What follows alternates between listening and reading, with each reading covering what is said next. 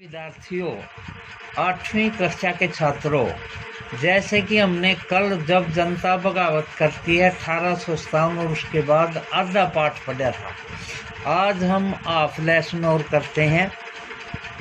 Copy pen लेकर के बैठा करो ताकि जो मेन पॉइंट है उनको नोट करते रहो और होमवर्क की एक कॉपी हमारे पास भी भेजते रहो। मेरठ के कुछ सिपाहियों की एक टोली 10 मई रात को घोड़े पर सवार होकर मुंह अंधेरे दिल्ली पहुंच गई। जैसे उनके आने की खबर फैली, दिल्ली में तैनात टुकड़ियों ने भी बगावत कर दी। यहां भी अंग्रेज अफसर मारे गए। देशी सिपाहियों ने हथियार व गोला बारूद कब्जे में कर लिया और इमारतों को आग लगा दी। विजयी सिपाही लाल किले की दीवारों के आसपास जमा हो गए। वे बादशाह से मिलना चाहते थे। बादशाह अंग्रेजों की भारी ताकत से दो हाथ करने को तैयार नहीं थे, लेकिन सिपाही अड़े रहे। आखिरकार जब वे जबरन महल में घुस गए और उन्होंने बहादुर शाह जफर को अपना नेता घोषित कर दिया। बूढ़े बादशाह को सिपाहियों की यह मांग माननी पड़ी। उन्होंने देश भर के मुखिया और शासकों को चिट्ठी लिखकर अंग्रेजों से लड़ने के लिए भारतीय राज्यों का एक संघ बनाने का आह्वान किया। बहादुर शाह जफर के इस एकमात्र कदम के गहरे परिणाम सामने आए। अंग्रेजों से पहले देश के एक बहुत बड़े हिस्से पर मुगल साम्राज्य का ही शासन था। ज़्यादातर छोटे शासक और रजवाड़े मुगल बादशाह के नाम पर ही अपने इलाके में शासन चलाते थे। ब्रिटिश शासन के विस्तार से भयभीत ऐसे बहुत सारे शासकों को लगता था कि अगर मुगल बादशाह दोबारा शासन स्थापित कर ले तो वे मुगल आधिपत्य में दोबारा अपने इलाकों का शासन बेफिक्र होकर चलाने लगेंगे। अंग्रेजों को इन घटनाओं की उम्मीद नहीं थी। उन्होंने लगता था कि कारतूस के मुद्दे पर पैदा हुई उथल पुथल कुछ समय में शांत हो जाएगी, लेकिन जब बहादुर शाह जफर ने बगावत को अपना समर्थन दे दिया तो स्थिति रातों रात बदल गई। अक्सर ऐसा होता है कि जब लोगों को कोई रास्ता दिखाई देने लगता है तो उसका उत्साह और साहस बढ़ जाता है। इससे उन्होंने आगे बढ़ने की हिम्मत, उम्मीद, आत्मविश्वास मिलता है।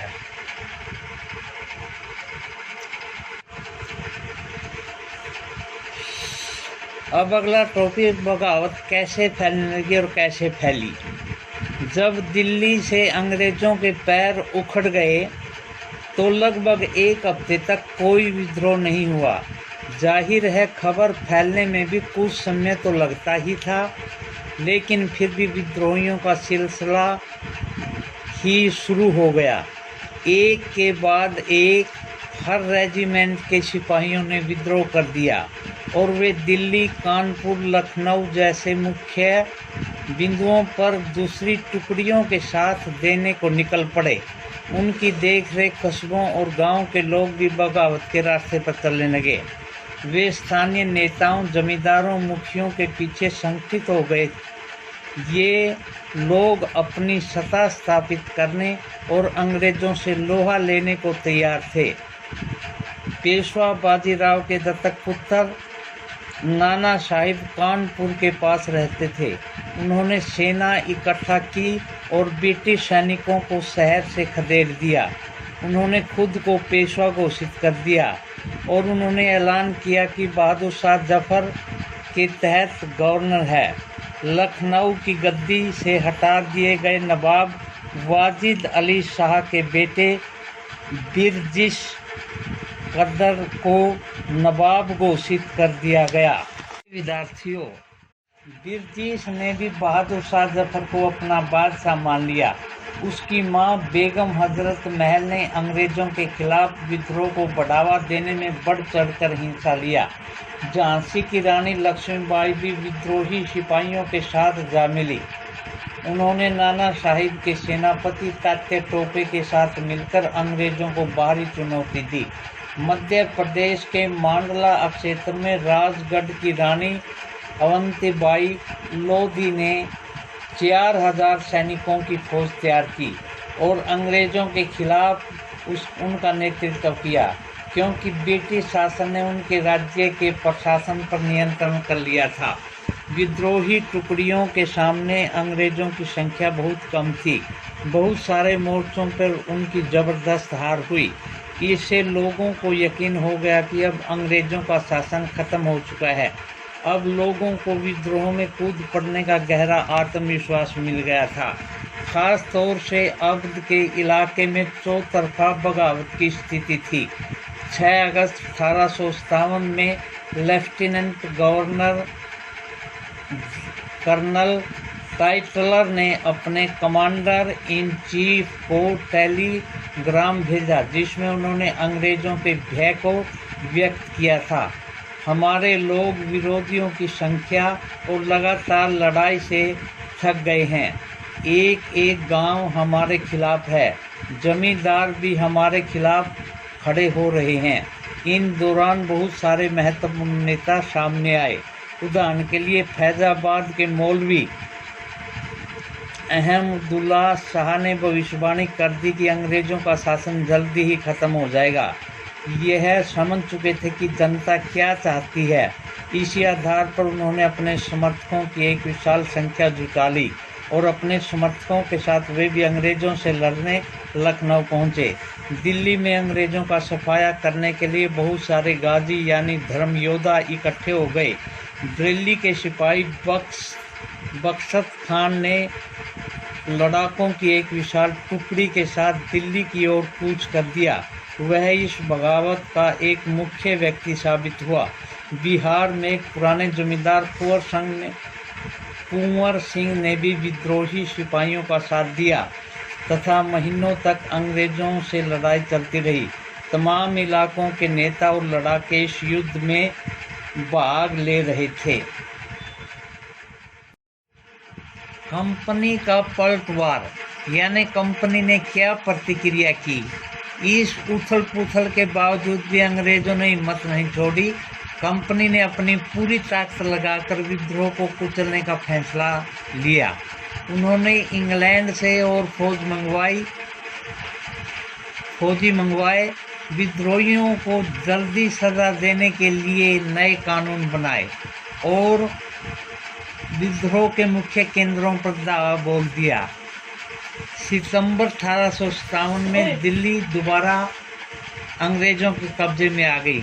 अंतिम मुगल बादशाह बहादुर शाह जफर पर मुकदमा चलाया गया। उन्हें आजीवन कारावास की सजा दी गई। उनके बेटों को उनकी आंखों के सामने गोली मार दी गई। बहादुर शाह जफर और उनकी पत्नी बेगम जिन्नत महल को अक्टूबर 1858 में रंगून जेल में भेज दिया गया। इस जेल में नवंबर 1862 ईस्वी में बहादुर शाह जफर ने अंतिम सांस ली। दिल्ली पर अंग्रेजों का कब्जा हो जाने का मतलब नहीं था कि विद्रोह को पूरी तरह खत्म कर दिया। इसके बाद भी लोग अंग्रेजों से टक्कर लेते रहे। व्यापक बगावत की विशाल ताकत को कुचलने के लिए अंग्रेजों को अगले 2 साल तक लड़ाई लड़नी पड़ी। मार्च 1858 में लखनऊ अंग्रेजों के कब्जे में चला गया। जून 1858 में लक्ष्मीबाई की शिक्त हुई और उन्होंने मार दिया गया। वह मारी गई। दुर्भाग्यवश ऐसा ही रानी अवंतीबाई के साथ हुआ। खेड़ी की शुरुआती विजय के बाद उन्होंने अपने आप को अंग्रेजी फौजों से घिरा पाया और वे शहीद हो गई।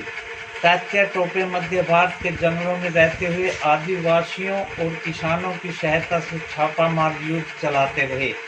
जिस तरह पहले अंग्रेजों के खिलाफ मिली सफलताओं ने विद्रोहियों को उत्साह मिला था, उसी तरह विद्रोहियों की ताकत की हार होने लगी, परंतु उन्होंने हिम्मत नहीं छोड़ी। अंग्रेजों ने भी लोगों का विश्वास जीतने के लिए हर संभव प्रयास किया।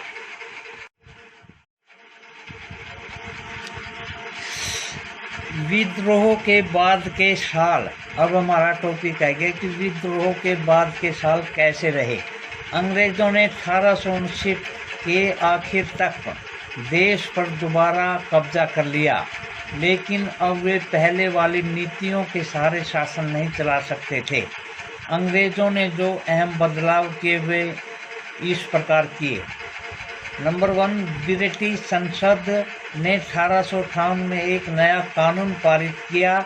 ईस्ट इंडिया कंपनी के सारे अधिकार ब्रिटिश साम्राज्य के हाथों में सौंप दिए गए ताकि भारतीय मामलों को ज़्यादा बेहतर ढंग से संभाला जा सके।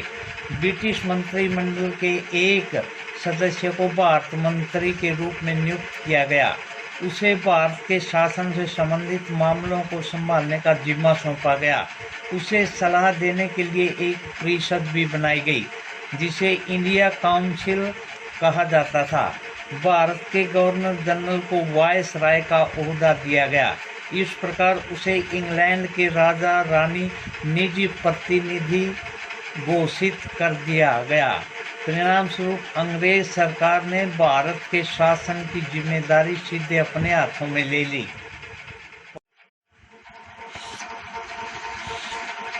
अगला पॉइंट है, देश के सभी शासकों को भरोसा दिया गया कि भविष्य में कभी भी उनके भू क्षेत्र पर कब्जा नहीं किया जाएगा।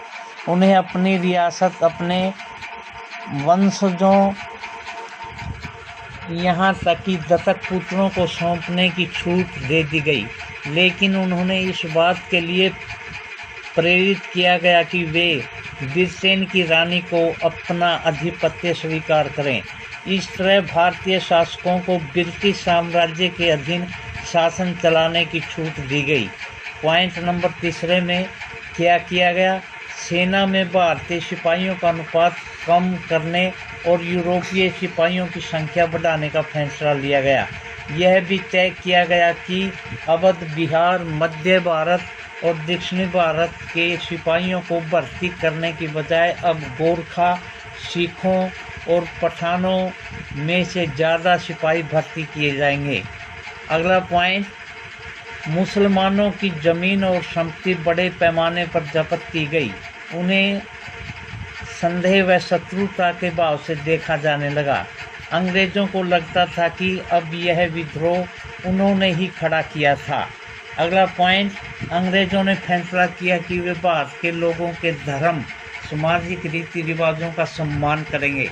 छठा पॉइंट, भूस्वामी और जमींदारों की रक्षा करने तथा जमीन पर उनके अधिकारों को स्थायित्व देने के लिए नीतियां बनाई गई। इस प्रकार 1857 के बाद इतिहास का नया चरण शुरू हुआ।